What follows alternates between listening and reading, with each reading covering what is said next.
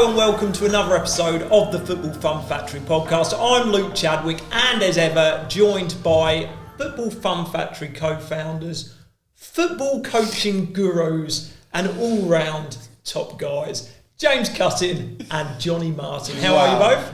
The intros are outstanding. Really? Really. I'm really trying my hardest with the intros. I'm pleased that you liked it. I'm trying to impress you. I've heard I'm under a bit of pressure as host of this podcast, and I'm just. We are considering our options. Yeah, I know, and that's why I'm putting it all into the intro. Yeah. It goes downhill from here, but the intros have been fantastic. So today's topic, guys, is mixing fun with learning for 5 to 12-year-olds. Nice topic. You like it? Yeah. Fantastic. Okay, so I'm going to go straight in with the first question, and I'm going to ask you to answer it first, James. Okay, you're running a skills session for your team. All they want to do is play a match. How do you keep that session going while keeping fun and hitting your learning goals? I would tell them that we'll play a longer match at the end if they apply themselves brilliantly within the technical part of the session. Okay, Jonny? Play a match. Awkward silence for a podcast, so apologies if you're listening and not watching it. I want to go with Jonny, because he always says play a match, and I want to know how you're going to hit your learning goals within this match. I think if the kids are saying that they want to play a match, it's maybe because your skill session is a bit boring and it's run its course, and now you need to try and progress the session and change it. I was going to go with set individual challenges, as you know. I love that answer on this podcast. But I think ultimately you have to listen to the kids, and if they want to play a match, play a match. Are you setting a bit of a precedent there? Like you're 5 minutes into your skill session. It feels like you're setting a bit of a president of the United States. Yeah, I am. Yeah. So what is the word? Precedent? Precedent. Yeah. And I've always thought it was president. Well, let's go with president. Who's your favourite president? Nixon. If you're saying that 5 minutes into the skills session, one of the kids say, let's just play a match. You say, okay, let's go and play a match. And like it happens week in, week out. Like how do you... So I think the scenario that I have in my head is all of the kids are saying, yeah, can we play a match? Can we play a match? And when you're getting that from a lot of children, then maybe it is time to listen and move it on. If it's one child, then I think we have to do in that scenario is try and keep them or re-engage them with an individual challenge, which would have been my other answer, because the reason they want to play a match is probably because they're bored, and the reason they're bored is because they're not challenged appropriately. It's either too hard or too easy, so you need to make sure that they've got a challenge that's appropriate to them, and then if you can make it fun, you can give them that appropriate challenge, then I'm sure they'll want to play the skills game for a little bit longer, and then you can move into a game. James, thoughts? Yeah, I do worry that coach becomes a bit of a pushover. So I am a pushover.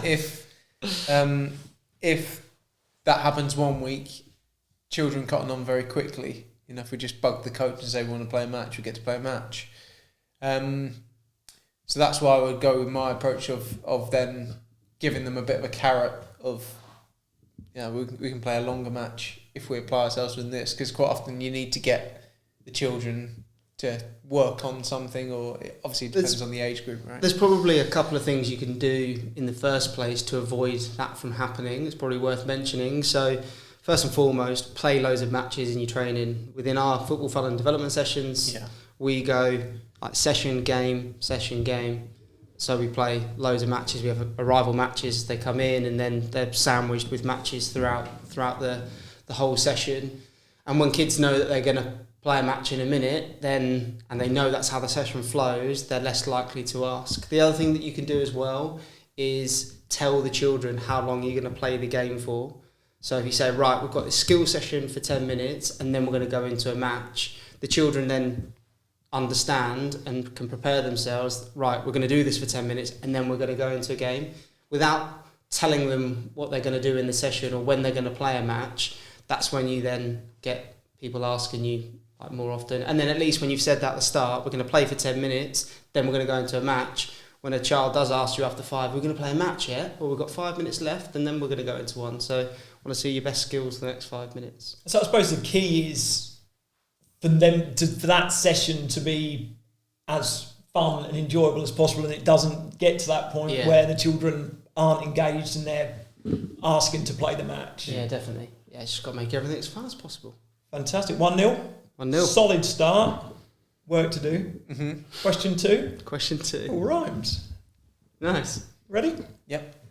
Okay, a player in your session is asking you, am I doing it right, every 30 seconds? How are you going to deal with that without giving them constant instruction, James?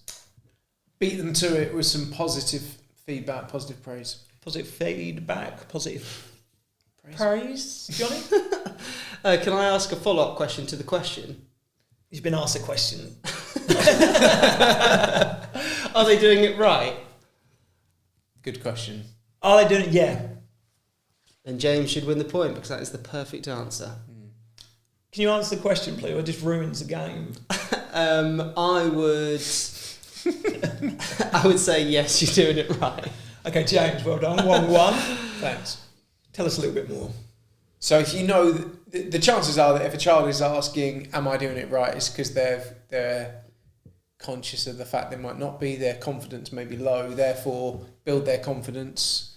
And I think the phrase I use is beat them to it. So if you know every single week we get a couple of minutes into the session and little teddy bear says, am I doing it right? Oh, am I getting this right? Well, actually, if you beat them to it and say, Teddy bear. Top man. Bear. Yeah. Give us a hug. I think that's spot on. I think my serious answer would be like ask them to show me, not tell me.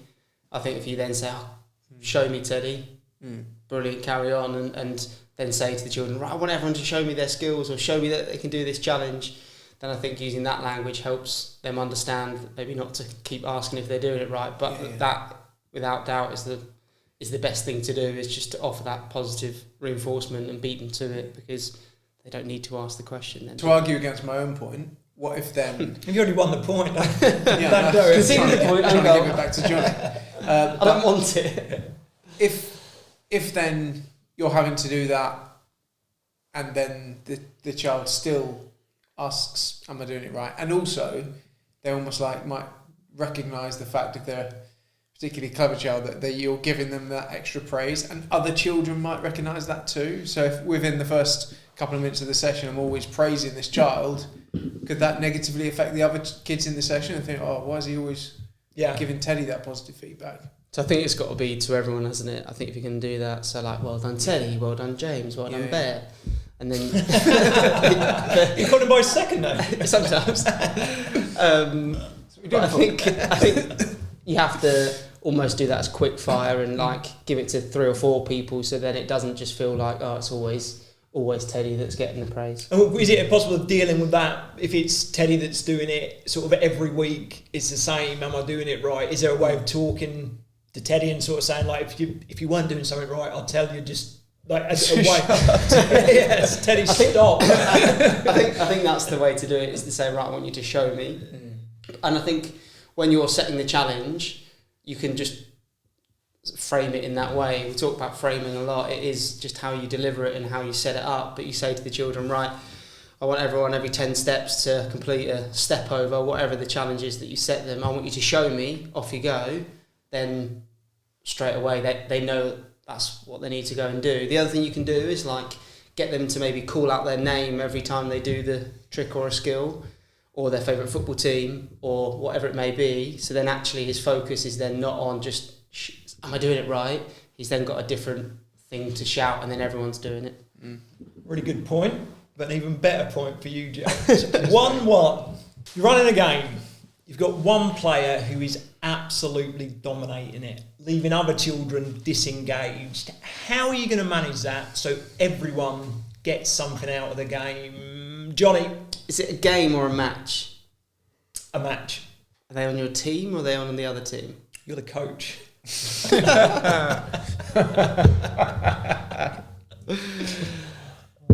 Still didn't answer my question. Sorry, on your team, in your the group. So it's a training game. You're at training. you're playing a match within training. There's one child who's absolutely dominating the game. Yep. How are you going to manage Is he it? left-footed or right-footed? Both. What's his name? Luke. Oh, I see what he done there. Yeah. Luke Bear. Yeah. Individual challenges. Individual challenges. Challenges. James? More specifically, a condition on that child, which may be what you meant, but giving them a condition within their play. You know what? I'm going to go with you, James. 2-1 up, because I'm not one that usually agrees with that in terms of conditioning that one standout play. But what I'm really interested to hear more about it. Well, I think it's a way to make it tougher for that child, which has a couple of benefits. One, for the other children within the session, and two, for that child themselves. So if someone's running rings around everyone, then actually a condition that maybe gets them to offload the ball a bit quicker, to give the ball to other children in the team. However, to argue against my own point, I think there's a chance that could negatively affect the other children within the session. So you have to be careful and selective. If you were to give a condition, Jonny, what would it be? I like to reward, not restrict where possible. So rather than saying you have to only play off 2 touches, it might be if you play off 2 touches and then your team goes on to score, that'll be worth 2 goals. So I think trying to think of a way, all the traditional sort of restrictions that you might put on children, like 1 touch, weak foot only, is trying to use it in a way where they can still play without the boundaries and without the constraints, and then incentivized to do so. So I would always, depending on what it is and what the child's good at or what they're seeing success on, is try and restrict them in a way that stops them from doing that every time, but still enables them to do it through a reward system. Storytelling in that can also be really useful. If I know that child's a Chelsea fan, and they can say, "Did you see Cole Palmer at the weekend? Did you see every time he scanned and checked his shoulder and then he offloaded the ball really quickly? I want you to play that Cole Palmer today. And every time you get it, I want you to try and offload the ball to get the ball moving really quick and set the tempo for the team." Suddenly that child's inspired by their favourite player. But it's a tough one, isn't it? Probably a challenge that a lot of grassroots coaches have, where they've got that one sort of outstanding at the time young child who can run rings around everyone, of sort of how you make sure that it's not them that suffer, but also everyone else. Because I think sometimes you see it a lot when it gets to match day, the coach will be saying, give it to let them dribble because they want to win the game. It's a really fine sort of balancing act, isn't it, on that? It's a really good point. I think one thing you can do in training is play like overloads and underloads. So if you have got a top performer, like put them in the team. If you've got 10 children, put them 6v4 and in the team of 4, or put them 7v3 and in the team with only 3 children, because ultimately they're then going to have to pass the ball more, or it makes it more challenging for them but more enjoyable for the other children because there's more of them and it's slightly even or more even within the game. So there's different ways you can do it. I think it's using those ideas, what works well for the children within your group, and as you say, try not to restrict them too much because you want them to develop still and thrive. That's an interesting question. Well, congratulations, James. Cheers, mate. 2-1 up, 2 to play. I wonder who's going to win the next point. Let's see what happens. We don't know yet. It's defeatist. You win the next point, you've won it. Oh, yeah. Okay, guys. A parent is shouting technical tips from the sideline. That's a tongue twister. Distracting their child. How do you deal with this mid-session, James? It is just a training session. It's not a game. Thank you for the extra detail. That's what I'm here for. I would ask them to stop. That's a good answer. Yeah. John?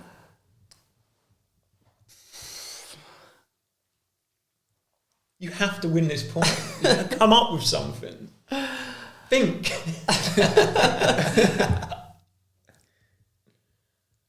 I'd speak to them after the session.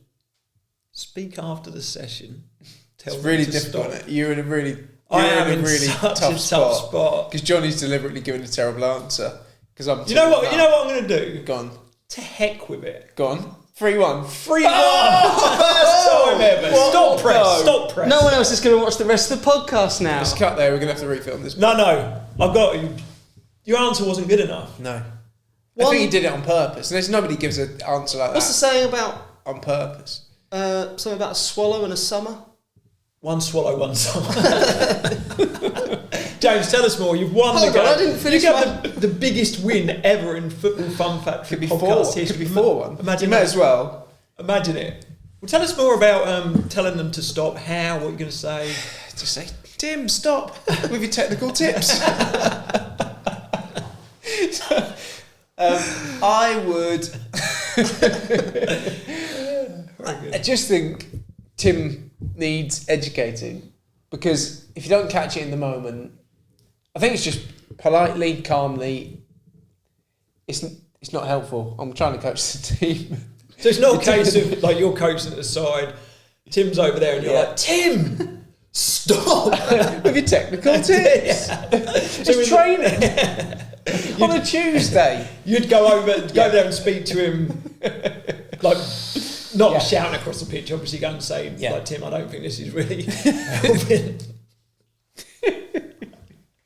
I think ultimately you need to nip it in the bud. That you need to focus on the children, and you need to educate Tim, and make sure that sets a precedent for who's your favourite president? Ronald Reagan. For the rest of the parents and for the children, and the way that, we've covered this in a former podcast where you can track with the parents at the start of the season, this is how we do things, that rolls into training, and that if then the behaviour of the parents is negatively affecting your ability to coach the children, then I think it's really important to educate, but in a really calm and polite way. Fantastic. And like, when you go up, you speak to them in front of the other parents, is that there purposely done because the other parents can hear what you're saying, and just to sort of negate that happening anymore? Yeah, it's a really tough thing to do, because, if you look at everyone's intentions in that scenario, I don't think that the parent is coming to the session thinking, I'm going to disrupt the coach's session, or I'm going to make it difficult for him and trying to undermine him or her. I think what he's doing is wants to help the children within the session, wants to help his child, but negatively is impacting it, possibly because of then that feedback that they're giving. John, what do you think? Yeah, I think you absolutely can do it in that way. And don't get upset because you 3-1 down, John. I'm not. You completely dismissed my answer now. I think that, look, if Tim can take it well in the moment about little Teddy that you're shouting instructions to, technical tips to Teddy on a Tuesday, I think that then that can be the way that you approach it. As James said, hopefully at the start of the season, you've spoke to the parents, spoke to the kids, set your expectations out. If he's not then following that, and you need to then go and make that intervention, then you absolutely can do in the moment.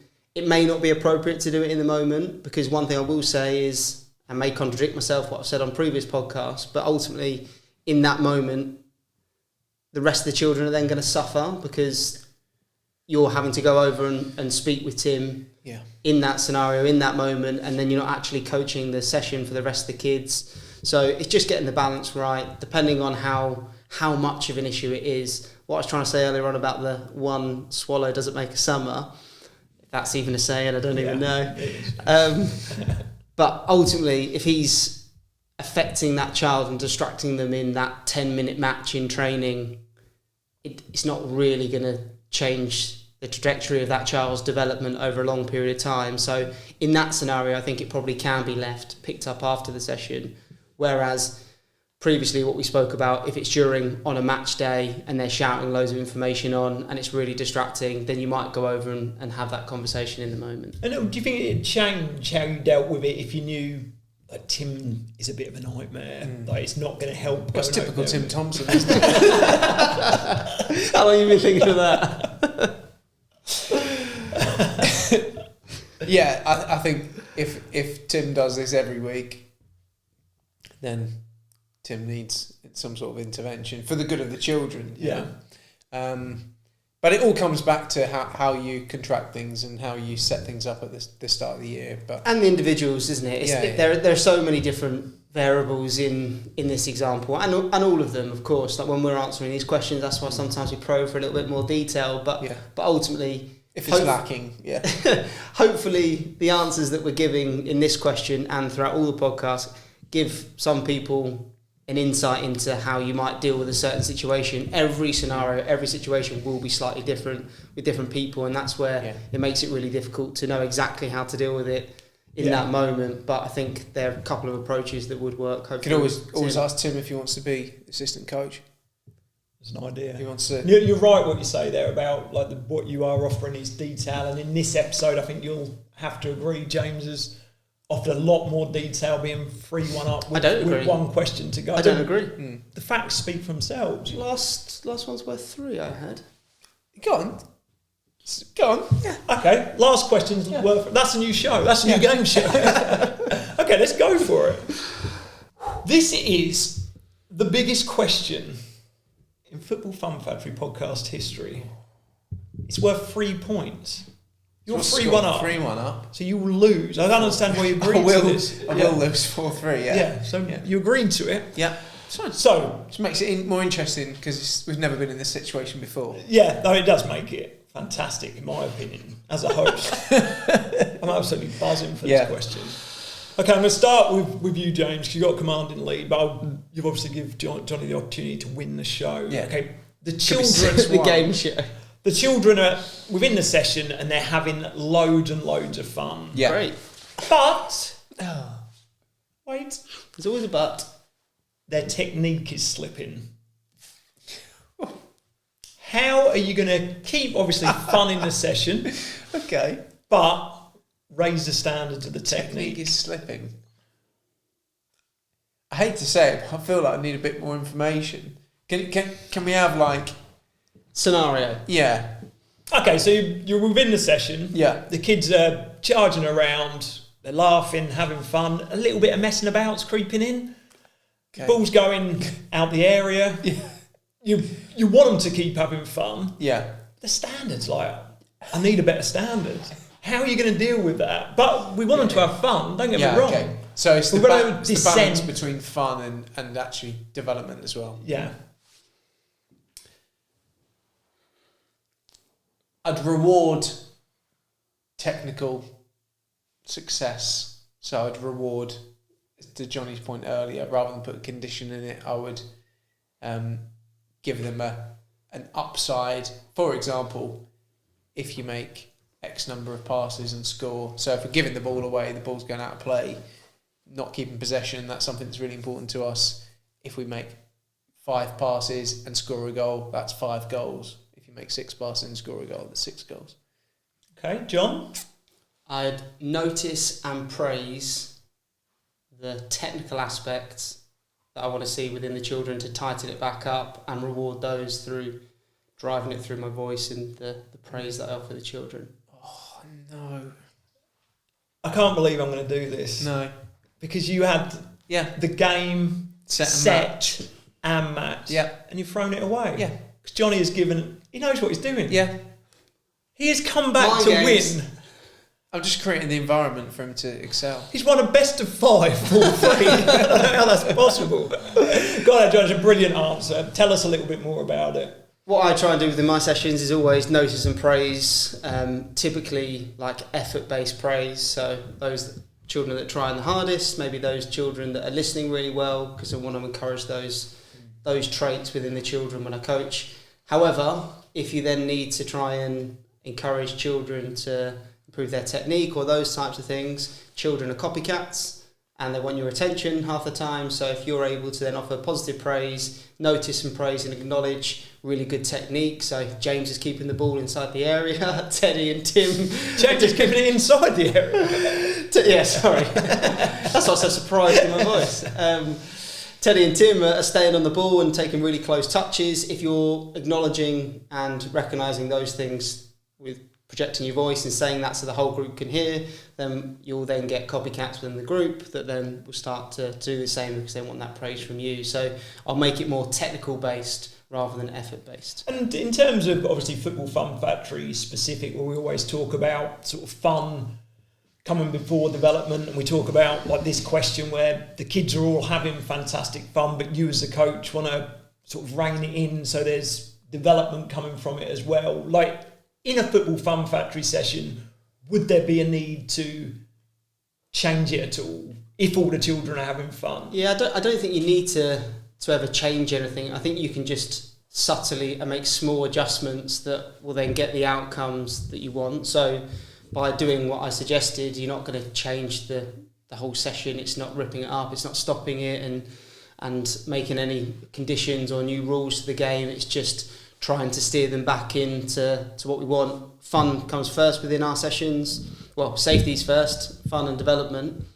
But I don't think they're exclusive of one another. And I think you get a lot of people on social media and a lot of people talking all the time where you can't have fun and you can't develop at the same time. It needs to be a development session or a fun session, and you can't do both. But I couldn't disagree with that more. I think it is possible to have them working together, and that is our goal. Even though fun does become before development within our sort of top 3 priorities, they're not exclusive, and all 3 of those things intertwine within our sessions.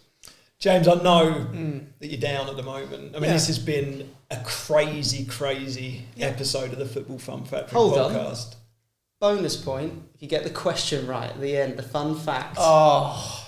Then what happens? Bonus and then what then happens? Well, another question. Yeah. No, and I keep having to come up with fun facts for people to get right. Sudden death.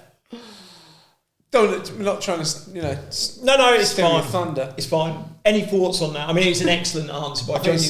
Fantastic, and I think this is football coaching. This is grassroots coaching. It's just being able to tweak and tailor the environment and make those small adjustments quite often without people even noticing. You're just tinkering with it. Jonny's the Claudio Ranieri of for real grassroots football coaching. He's the tinker man. Thanks, guys. That is absolutely brilliant. What a lovely thing to say. Kind of a bonus point for that. No. Okay, on to thanks for that anyway. Like really good points, good tips. Really enjoyed the chat. But I mean, that whole chat was just to get to this point of the podcast, wasn't which it? Is it's just to fill some time. Football Fun Factory fun fact. I believe. No. And what I'm going to do, Yeah. I'm going to give an opportunity. I think this week's fact is quite easy to get. So I'm going to need a little bit more detail from you. Okay, here we go then. I think you'll both get the first part of the fun fact. It's the other part where I think it's split in each other. Okay? So last week, or the last episode, I spoke about England's youngest ever player, which Jonny correctly guessed was Theo Walcott. Today, I'm looking for England's youngest ever goal scorer and who the goal was against. Okay, John, I'm going to start with you because there is a bonus point here. If James gets both of those part correct, I'm calling it a draw. Okay? John? it really obvious? I think the player is Wayne Rooney? Wayne Rooney against... Well, surely you're going to get... Okay. I'm not saying whether that's right or wrong. Macedonia. Wayne Rooney, Macedonia. James? Wayne Rooney. Against? I feel like this is in my brain, but I just need to pluck it out. Really need to push you on an answer, James. I'll change my answer. You can't, John. You said Macedonia, Wayne Rooney. James? I want to say Argentina, but I know it's wrong. It's pretty pointless saying it. Yeah. Sweden. Okay, so you were both right with Wayne Rooney, but both wrong. Yeah. The correct answer... I know it. What, do you want to give you a clue? Good aim, mate. Australia. Sweden. Correct. Australia. But unfortunately, Jonny, the most epic comebacks of all time, ever. That was a humdinger of an episode. It was fantastic. Thank you for joining us, and we will see you again really soon.